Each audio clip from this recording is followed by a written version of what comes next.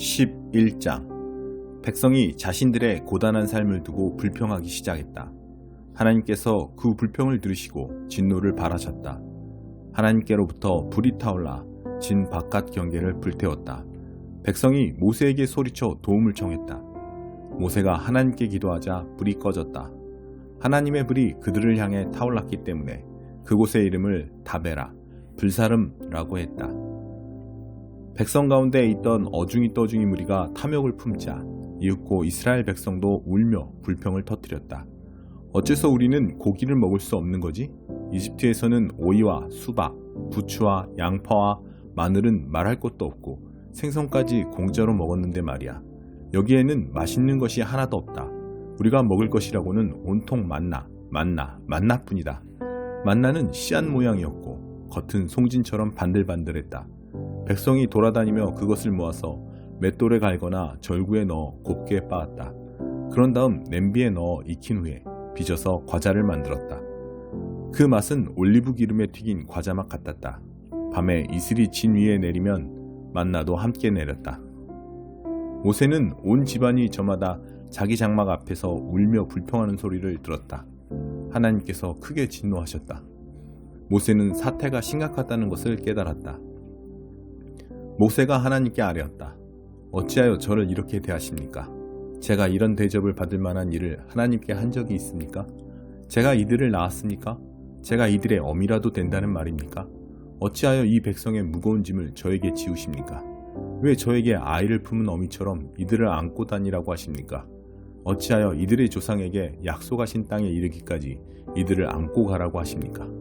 이 백성이 모두 고기가 먹고 싶으니 고기를 주십시오 하며 불평하는데 이들에게 줄 고기를 제가 어디서 얻을 수 있겠습니까? 이 일은 저 혼자 할 수 있는 일이 아닙니다. 이 백성을 모두 안고 가는 것은 너무나 버거운 일입니다. 저를 이리 대하시려거든 차라리 죽여주십시오. 저는 볼 만큼 보고 겪을 만큼 겪었습니다. 저를 여기서 벗어나게 해주십시오. 하나님께서 모세에게 말씀하셨다. 이스라엘의 지도자들 가운데서 70명을 불러 모아라. 그들은 내가 아는 이들로 존경받고 신뢰할 만한 사람들이어야 한다. 그들을 회막으로 데려오너라. 내가 거기서 너를 만나겠다. 내가 내려가서 너와 이야기하겠다. 내가 내게 내려준 영을 그들에게도 내려주겠다. 그러면 그들이 이 백성의 짐을 일부 짊어질 수 있을 것이다. 너 혼자 그 짐을 다 짊어지려고 애쓰지 않아도 될 것이다. 너는 백성에게 이렇게 일러주어라. 너희 자신을 거룩하게 구별하여라. 고기를 먹게 될 내일을 위해 준비하여라. 너희는 하나님에게 고기를 원합니다. 고기를 주십시오. 이집트에서도 이보다 더 잘 살았습니다 하고 불평했다. 하나님이 너희의 불평을 들었으니 너희에게 고기를 주겠다. 너희는 고기를 먹게 될 것이다. 너희는 고기를 하루만 먹고 말 것이 아니다. 이틀이나 닷새나 열흘이나 20날도 아니다. 한 달 내내 먹게 될 것이다. 콧구멍에서 고기 냄새가 날 때까지 먹게 될 것이다. 고기 이야기만 나와도 구역질을 할 만큼 고기에 질리고 말 것이다. 너희 가운데 있는 하나님을 너희가 거부하고 그 얼굴을 향해 아이고 우리가 어쩌자고 이집트를 떠났던가 하면서 불평했기 때문이다. 모세가 아뢰었다. 제가 이 자리에 서 있지만 지금 이 자리에는 걸어서 행진하는 장정 60만 명이 저를 둘러싸고 있습니다. 하나님께서는 내가 그들에게 고기를 주겠다. 한 달 동안 매일 고기를 주겠다고 하시는데 그 고기가 어디서 나온단 말입니까? 양떼와 소떼를 다 잡는다고 한들 넉넉하겠습니까? 바다의 고기를 다 잡는다고 한들 충분하겠습니까? 하나님께서 모세에게 대답하셨다. 그래서 너는 내가 너희를 보살피지 못할 것이라고 생각하느냐? 이제 너는 내가 말한 것이 너희에게 일어나는지 안 일어나는지 곧 보게 될 것이다. 모세가 밖으로 나가서 하나님께서 하신 말씀을 백성에게 알렸다. 그는 지도자 70명을 불러 모아 그들을 장막 주위에 세웠다. 하나님께서 구름 가운데 내려오셔서 모세에게 말씀하시고 모세에게 내린 영을 70명의 지도자들에게도 내려주셨다. 그 영이 그들에게 내려와 머물자 그들이 예언을 했다. 그러나 예언을 계속하지는 못했다. 그것은 단 한 번 일어난 일이었다. 한편 두 사람 곧 엘닷과 메닷이 진 안에 남아 있었다. 그들은 지도자 명단에 들어있었지만 장막으로 가지 않고 진에 있었다. 그런데도 영이 그들에게 내려와 머물렀고 그들도 진에서 예언을 했다. 한 젊은이가 모세에게 달려와서 알렸다. 엘닷과 메닷이 진에서 예언하고 있습니다. 그러자 젊은 시절부터 모세의 오른팔 역할을 해온 눈의 아들 여호수아가 말했다. 나의 주인 모세여, 그들을 말리셔야 합니다. 그러나 모세는 이렇게 말했다. 내가 나를 위해 시기하는 것이냐? 나는 하나님의 백성이 다 예언자가 되었으면 좋겠다. 하나님께서 모든 백성에게 그분의 영을 내려주셨으면 좋겠다. 모세와 이스라엘의 지도자들이 진으로 돌아왔다. 하나님께서 일으키신 바람이 바다에서 메추라기를 몰고 왔다. 메추라기가 진 안에 90cm가량 쌓였고 진 밖으로는 사방 하루길 되는 거리까지 쌓였다. 그날 낮과 밤과 그 다음 날까지 백성이 나가서 종일토록 메추라기를 주워 모으니 그 양이 상당했다. 그들 가운데 가장 적게 거둔 사람도 2200리터를 모았다. 그들은 그것들을 진 사방에 널어 말렸다. 그러나 그들이 메추라기를 씹어 미처 한입 삼키기도 전에 하나님께서 백성에게 크게 진노하셨다. 하나님께서 그들을 끔찍한 전염병으로 치셨다. 결국 그들은 그곳을 기브롯 핫다아와 탐욕의 무덤이라고 불렀다. 그들은 고기를 탐한 백성을 그곳에 묻었다. 그들은 기브롯 핫다아를 떠나 하세롯으로 행진해 갔다. 그들은 하세롯에 머물렀다. 48편 고라자손의 시. 하나님은 위대한 신분, 그분의 도성에 찬양이 가득하다. 그분의 거룩한 산, 숨막히도록 놀라우니 대지에 기쁨이여라. 시온산 북녘에 우뚝 솟아오르니 온 세상 왕이신 분의 도성이여라.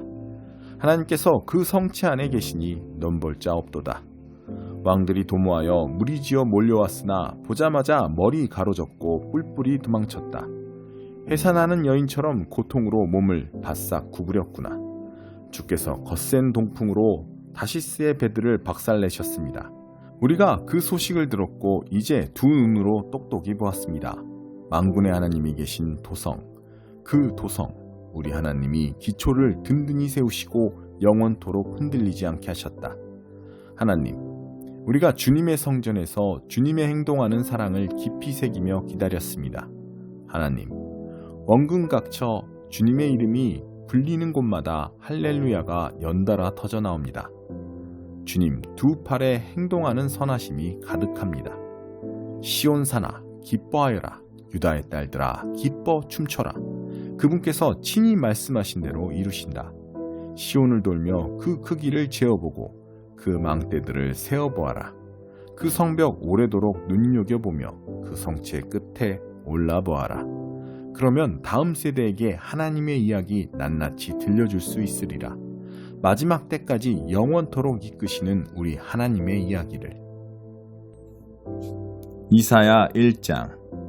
아모스의 아들 이사야가 유다왕 우시야, 요담, 아하스, 히스기야의 제2기간에 유다와 예루살렘에 대해 본 환상이다. 하늘아 땅아 너희 배심원들아 하나님의 진술에 귀를 기울여라. 내게 자식들이 있다. 애지중지 키운 자식들이다. 그런데 그들이 내게 등을 돌렸다. 소도 제 주인을 알아보고 노새도 제게 먹이 주는 손을 알아보는 법이건만 이스라엘은 그렇지 못하다.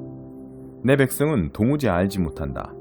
아, 이 무슨 꼴인가. 죄에 눌려 비틀비틀하며 하나님의 길에서 탈선한 낙오자들. 사악한 물의 배, 야만스런 패거리다. 내 백성이 저희의 하나님인 나를 떠났고 이스라엘의 거룩한 이인 내게 등을 돌렸다. 뒤도 돌아보지 않고 떠나가 버렸다. 한사코 고집부리는 너희, 내가 무엇을 할 수 있겠느냐. 자기 머리로 계속벽을 들이받고 온몸으로 나를 거스르는 너희, 머리끝에서 발끝까지 어디 성한 곳 하나 없다. 온몸이 상처와 멍, 고름 흐르는 종기로 뒤덮였는데 치료도 받지 못하고 씻지도 못하고 붕대도 감지 못했다. 너희 땅은 황폐해졌고 너희 성읍들은 불타버렸다. 온 땅이 너희 눈앞에서 이방인들에게 짓밟혀 미개인들에게 결단 나버렸다. 딸 시온이 버림을 받았다. 막다른 골목에 다 쓰러져가는 폐가처럼, 인적 없는 곳에 초라한 판잣집처럼, 쥐들도 다 떠난 침몰하는 배처럼 되고 말았다. 만군의 하나님께서 얼마라도 생존자들을 남겨두시지 않았더라면 우리는 그야말로 소돔처럼 폐허가 되고 고모라처럼 망했을 것이다. 너희 소돔을 쫓아가는 지도자들아, 내 메시지에 귀를 기울여라. 너희 고모라를 쫓아가는 지도자들아, 하나님의 계시를 받아들여라.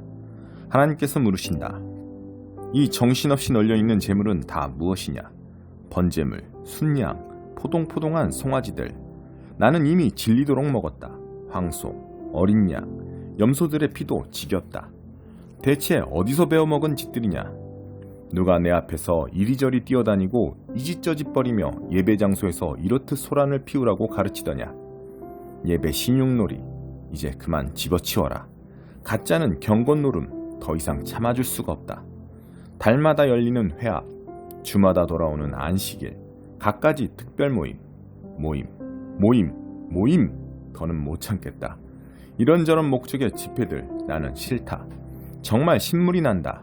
죄는 제대로 지으면서 경건을 떠버리는 너희가 지겹다. 이제 너희가 기도시효를 벌여도 나는 외면할 것이다. 아무리 오래, 아무리 크게, 아무리 자주 기도해도 나는 듣지 않을 것이다. 왜 그런지 아느냐? 너희가 사람을 찢어발겼기 때문이다. 너희 손에 피가 흥건하다. 집에 가서 씻어라. 너희 행실을 씻어라. 너희 삶에서 악행을 깨끗이 씻어내어 내 눈에 보이지 않게 하여라.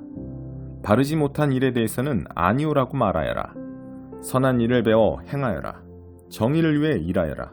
낙오자들을 도와주어라. 집 없는 이들을 대변해 주어라. 힘없는 자들을 변호해 주어라. 하나님의 메시지다. 여기와 앉아라. 한번 끝까지 따져보자.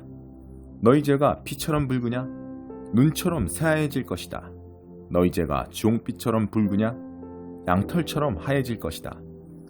너희가 순종하고자 하면 왕처럼 잔치를 즐기게 될 것이다. 그러나 완고하게 고집을 부린다면 너희는 개처럼 죽게 될 것이다. 그렇다. 하나님의 말씀이다. 오, 믿어지느냐? 순결했던 성읍이 창녀가 되었다. 전에는 정이 빼면 시체였던 그녀, 서로 좋은 이웃으로 살았던 자들이 이제는 서로가 서로의 목을 노린다. 너희 돈은 위조 지폐고 너희 포도주는 물탄 가짜다. 너희 지도자들은 사기꾼과 내통하는 변절자들이다. 그들은 가장 높은 값을 부르는 자들에게 자신을 팔아넘기며 뭐든지 닥치는 대로 집어삼킨다. 그들은 집 없는 이들을 대변하는 법이 없고 힘없는 자들을 변호해주는 법도 없다. 그러므로 주 곧 만군의 하나님, 이스라엘의 전능하신 분의 포고다. 이제 나를 대적하던 자들을 가만두지 않겠다. 내 원수들에게 보복하겠다. 귀싸대기를 갈겨서라도 너희 삶에서 쓰레기를 치우고 너를 깨끗이 청소해주겠다. 처음으로 되돌아가 내 가운데 정직한 재판관과 현명한 좋은 자들이 서게 하겠다. 그러면 너는 새 이름을 갖게 될 것이다. 백성을 바르게 대하는 성읍, 참 푸른 성읍이라 불릴 것이다. 하나님의 바른 길이 시온을 다시 바로 세워줄 것이다. 하나님의 올바른 조처가 회개한 백성을 회복시킬 것이다. 그러나 반역자와 하나님을 배신한 자들은 끝장날 것이다. 하나님을 저버린 자들은 막다른 골목에 몰릴 것이다. 저 상수리나무 숲 산당에서 농탕질을 벌인 너희, 최신 유행하는 신과 여신의 동산을 찾아다니며 얼빠진 짓거리를 벌인 너희는 천하제일의 얼간이로 판명날 것이다. 결국 잎이 다 떨어진 상수리나무처럼 되고 말 것이다. 물이 말라 시들어 죽은 정원처럼 되고 말 것이다. 강한 자가 죽은 나무 껍질, 죽은 장가지에 불과하고 그가 벌이는 일이란 화재나 일으키는 불똥일 뿐임이 드러날 것이며 그 화재로 그와 그의 모든 일이 재와 연기만 남긴 채 사라질 것이다. 9장 가시적 비유인 성소. 첫 번째 계획에는 예배를 위한 지침과 특별히 고안된 예배 장소가 있었습니다. 바깥을 두르는 큰 장막을 세우고 그 안에 등잔대와 상과 하나님께 드리는 빵을 두었는데 이곳을 성소라고 했습니다. 그런 다음 휘장을 치고 그 뒤에 작은 내부 장막을 세웠는데 이곳을 지성소라고 했습니다. 거기에는 금으로 만든 분향제단과 금을 입힌 언약궤가 놓여 있었고 언약궤 안에는 만나를 담은 금항아리와 아론의 쌍난 지팡이와 언약의 두 돌판이 있었고 천사가 날개로 덮는 모양의 속죄소가 언약궤를 덮고 있었습니다. 하지만 지금은 이것들에 대해 이야기할 시간이 없습니다. 이런 것이 갖춰진 뒤에 제사장들이 큰 장막에 들어가 직무를 수행했습니다. 작은 내부 장막에는 대제사장만이 1년에 한 번 들어가서 자기 죄와 백성의 누적된 죄를 위해 피를 제물로 드렸습니다. 이것은 큰 장막이 서 있는 동안에는 백성이 하나님께로 걸어 들어갈 수 없음을 성령께서 시각적 비유로 보여주신 것입니다. 이 제도 아래서 드려진 예물과 제물은 예식과 행위의 문제에 해당할 뿐 문제의 핵심에는 다가가지 못합니다. 백성의 양심을 만족시켜주지 못합니다. 본질적으로 이 제도는 철저히 재정비될 때까지 한시적으로 차용된 제도일 뿐입니다. 하늘의 실체를 가리키는 단서. 그러나 메시아께서 뛰어난 새 언약의 대제사장으로 오셔서 이 창조 세계에 있는 옛 장막과 그 부속물을 지나시고 하늘에 있는 장막인 참 성소로 영단번에 들어가셨습니다. 또한 그분은 염소와 송아지의 피로 드리는 제물 대신에 자신의 피로 값을 치르심으로 영단번에 우리를 자유케 하셨습니다.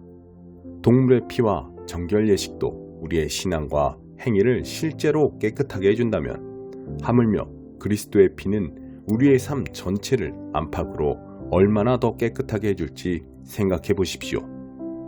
그리스도께서 성령을 힘입어 자기 몸을 흠없는 제물로 드리심으로 스스로 훌륭해지려는 부질없는 수고에서 우리를 자유케 하셨습니다. 그리하여 우리는 전력을 다해 하나님을 위해 살 수 있게 되었습니다. 유언은 사람이 죽어야 그 효력이 발생합니다. 새 언약도 예수께서 죽으심으로 효력이 발생했습니다. 그분의 죽으심은 옛 계획에서 새 계획으로 바뀌었음을 나타내는 표지입니다. 이 죽음으로 인해 옛 의무조항과 그에 따르는 죄가 폐지되었고 상속인들은 자신들에게 약속된 영원한 유산을 받으라는 부름을 받았으며 그분께서 이 새로운 방식으로 하나님과 그분의 백성을 화해시키셨습니다.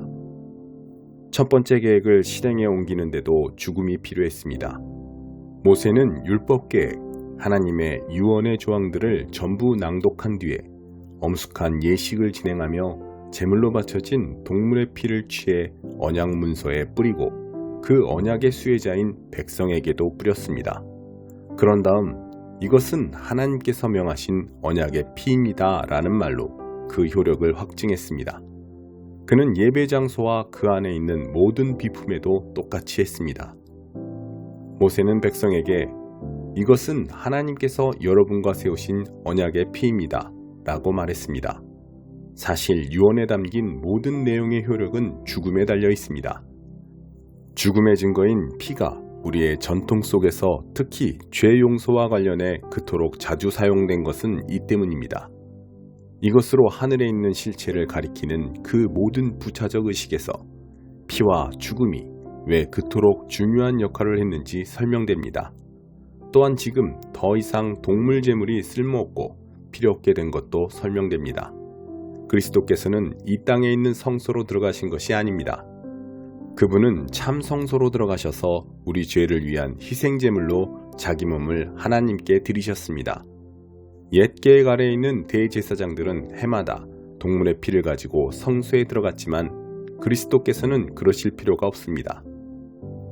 만일 해마다 성소에 들어가셔야 했다면 그분은 역사가 진행되는 내내 되풀이해서 자기 몸을 드리셔야 했을 것입니다. 그러나 그분은 영단번에 자기 몸을 희생제물로 드리셨습니다. 다른 모든 희생제물을 대신해서 자기 몸을 드리심으로 죄에 대한 최종 해결책을 내놓으신 것입니다. 누구나 한 번은 죽으며 그 후에는 자기 삶의 결과와 마주해야 합니다. 그리스도의 죽으심도 단 한 번 일어난 사건이지만 죄를 영원히 제거하는 희생제물로 죽으신 것입니다. 그러므로 그분께서 다시 나타나실 때 그분을 뵙기 원하는 이들이 맞게 될 결과는 다름 아닌 구원입니다.